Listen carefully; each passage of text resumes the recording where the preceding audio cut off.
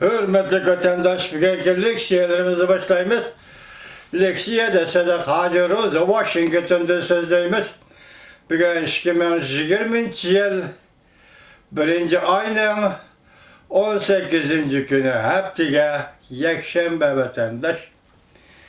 Vaziyet doğrusu da sözleyeceğimiz. Hazırgıça 15. günü Amerika Cungo Oturusı'da birinci basışlık gelişim imzalanğandan keyin iki devleti kim yeni oldu, kim utup oldu degan. Moşundaq münazirler bolup atıdı torbetide.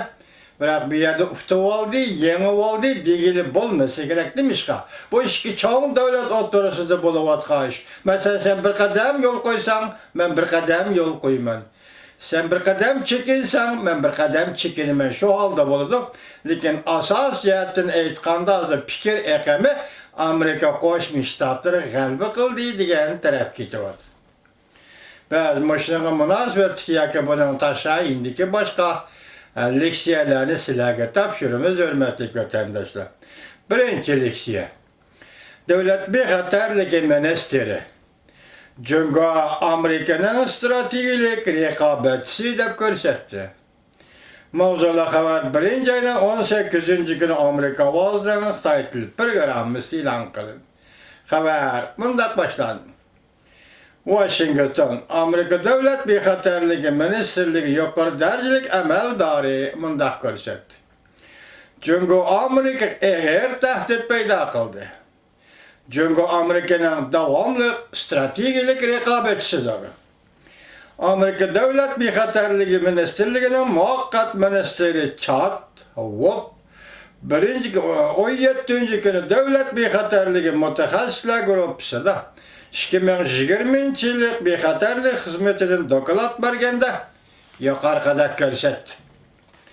Bexatarlik ministerligi ta'minlagan hujjatlarga asoslanib Wop Notoq sözlüğünde mundaq ko'rsatdi. Boshqa davlatlarga o'xshamaydigan bir tarafi shuki, Cungo oshkor yoki xufiyon yo'llar orqali Amerikaning amaliy kuchi va dunyoviy yetakchilik o'rniga tahdid paydo qildi.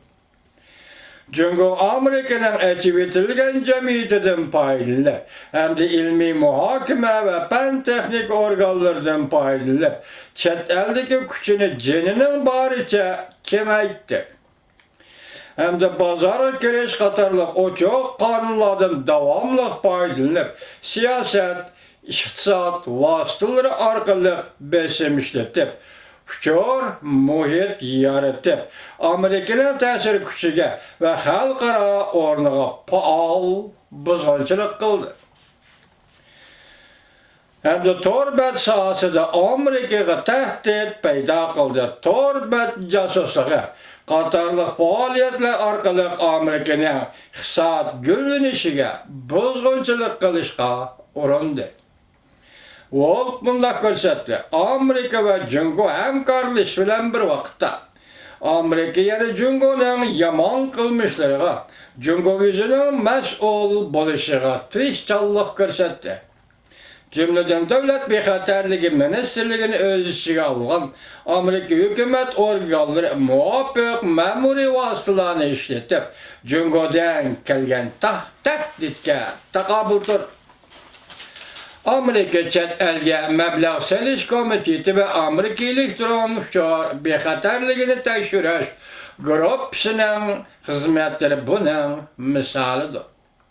Devlet Bexatarligi Ministerligi o'zining alohida kuchidan foydalanishni markazlashtirib, Cungoning uzun muddatlik strategik nishoniga qarshi Amerika'nın asas qurilish aslahalarini qo'g'dash tadbirlarini qo'llanib, zo'r ko'lamli qirg'ochi qurollarga qarshi turib, ta'minlash liniyalarining sog'lomligini qo'g'dab, ko'chmanlar bexatarligini kapolatga ega qilib, dengiz okean bexatarligi va qatnash bexatarligini kapolatga ega qilib, tashqaridan kelgan aralashish va torbatda tahdid selash jasuslik faoliyatlariga zarba berdi. Wolf bundaq ko'rsatdi. Cungo, Rossiya va Iran birlikda Amerika duç kelgen birden-bir tehditdir. Bu üç devlet müddao ve en ahirki nişanı okşaş bolmasımı. Lekin hemmisi Amerika'nın devlet menfaati ve dünyavi orluğa bızgınçılık kılır. Amerika bütün gücünü iş kısılıp bu chet elden kelgen tehditke takabül duruşu lazım. Müşeri teminleş liniyesi diyen işiltivatımız nemi işgalligini ben tadı düşünmedim. Vatandaşlar düşünüş mümkün. Mesela şirketle ara. Devletle ara.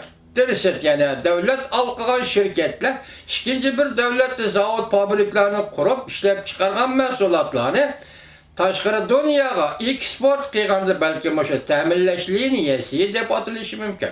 Uningdan boshqa yana qandaq mazmunda ekanligini men bilmadim. Vatandoshlarning o'zim tasavvur qilib beqishni umid qilaman vatandoshlar.